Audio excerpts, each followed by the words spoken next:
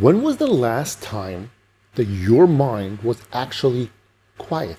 Not distracted by anything, not busy with anything, not entertained by mindlessly scrolling online, but peace and quiet. Because most people don't walk through their day with peace of mind. They walk through it with almost like a hum of tension. And even when things are fine, the mind is already preparing for what could go wrong. We're always in this constant mindset. And we assume that that process is normal. But Rabbeinu Bachya teaches us that that's not true. One of the very first benefits of Bitachon that he introduces is something we really talk about, but desperately crave. Peace of mind. Let me repeat that. Peace of mind. Not as a luxury, not as a reward, but as a necessity. Something that we need for living well. Because a person without peace of mind doesn't just suffer emotionally, they suffer functionally. They make worse decisions. They react to things instead of responding clearly. They rush through things. They second guess themselves. They live ahead of themselves when they shouldn't be. And Rabbeinu Bachya is teaching us something completely radical here. That Bitachon doesn't just change what you believe, it changes the way you move through your day. And here's the key line.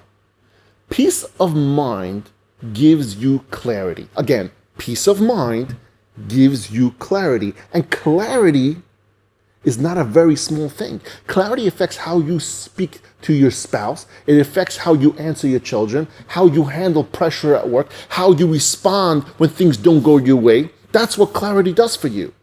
A calm mind sees options. And an anxious mind sees everything as a threat. It's the same situation, but it's a different thought process. It's an inner peace of mind. But here's where Rabbeinu Bachya gets very, very honest and very, very, very sharp. He says, if you don't trust Hashem, that doesn't mean that you don't trust in anything. No. As a matter of fact, it means you trust in something something else. You might trust your money, you might trust people, you might trust your Rolodex of connections, you might trust your intelligence, your brain, your planning, your effort. And none of those things come with a guarantee. They might help a little bit, they might work for a certain period of time, they might fail tomorrow, right? And that's why those things can never give you actual peace of mind. Let that sink in for you for a second. It can't. The anxiety you feel is not random. It's not a personality flaw. It's not because you're a weak person. That what you feel is because you're leaning on something that can't promise you anything. Only Hashem can actually say to you and everyone else, I will take care of this, not sometimes, not maybe, not if things go well, but every single time.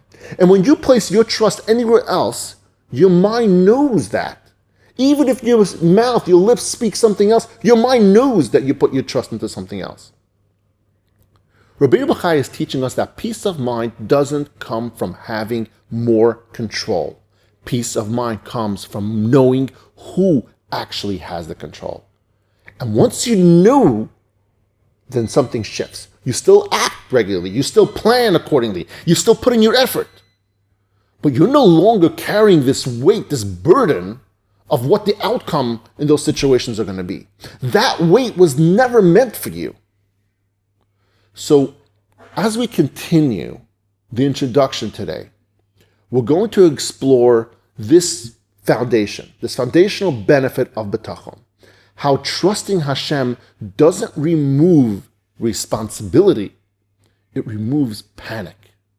How peace of mind isn't escapism, it's clarity. And how the only trust that can truly calm the human heart is trust in the one who can actually guarantee the result over and over again. I'm Ravav, and this is Shaar HaBitachon. All right, good morning, everyone.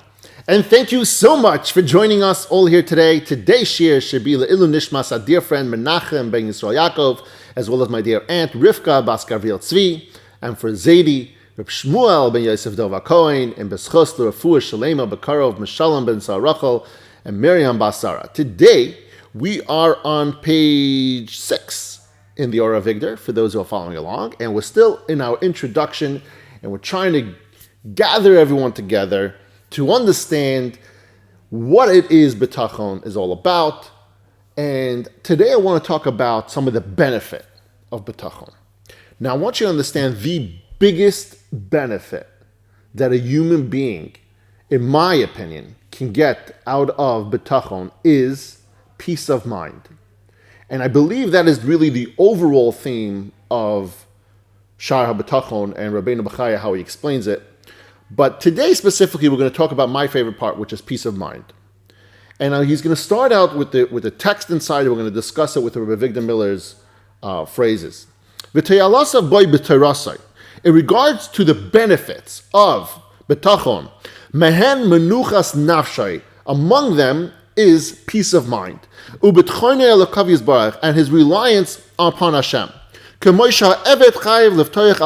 Just as if a servant puts trust in his boss, in the person who he relies on in order to pay his bills, in order to keep him fed and warm. Now, it's interesting that Rabbeinu Bachya leads into the introduction of Bitachon with the concept of a physical well-being rather than a spiritual well-being when it comes to Bitachon, because you would think Bitachon is a more spiritual idea. So Rabbi Victor Miller, he explains that when a person is not at peace with himself, when a person is not calm, when a person is full of anxiety, then his mind and his day is preoccupied.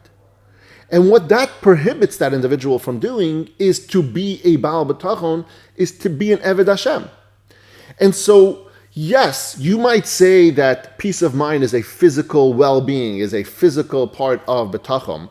But at the end of the day, what Bitachon provides you with by having peace of mind is the ability to carry on your day with clarity, which is going to give you that spiritual aspect, is to be that Eved Hashem, what you need to be.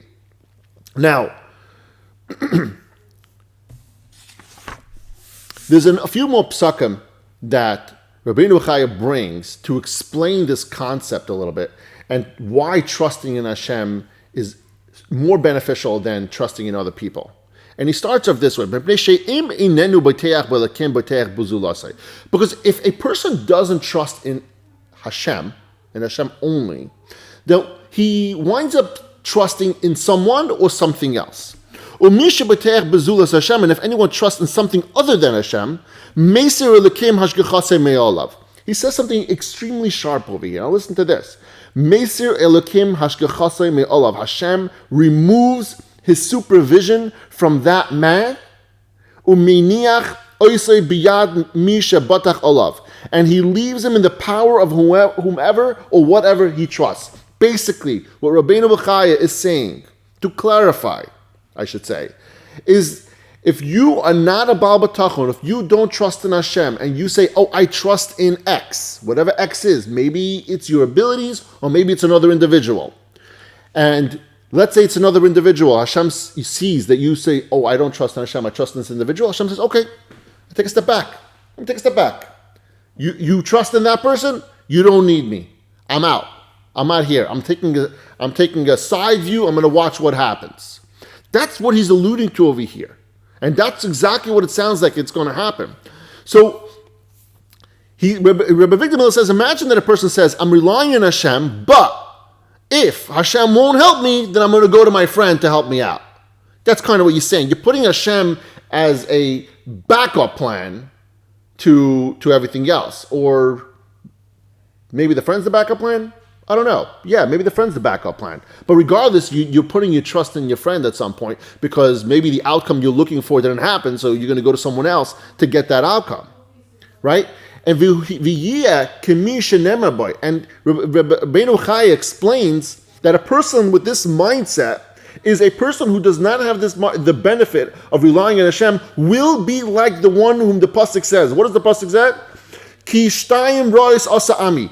For my people, Hashem was telling the Yidden in it's actually very apropos this week's Parsha Mashach. We'll talk about it. It's Yisrael time. For my people did two evils when they did the Chet HaEgel.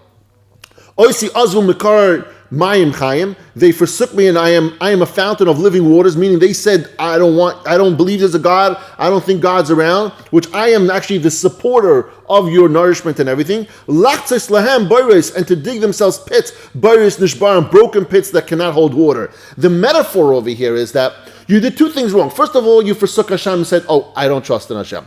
Second of all, what did you do? You went and you built. In this case, by Yetzias Mitzrayim, over there, they built the Chet HaEgel, the sin of the golden calf, was they built a vessel which they thought that was going to help them. And the concept over here, he says, Boiris Nishbarim, broken pits, which basically you have a pit or a vessel or something that's broken, you pour water into it, and it just runs out the bottom.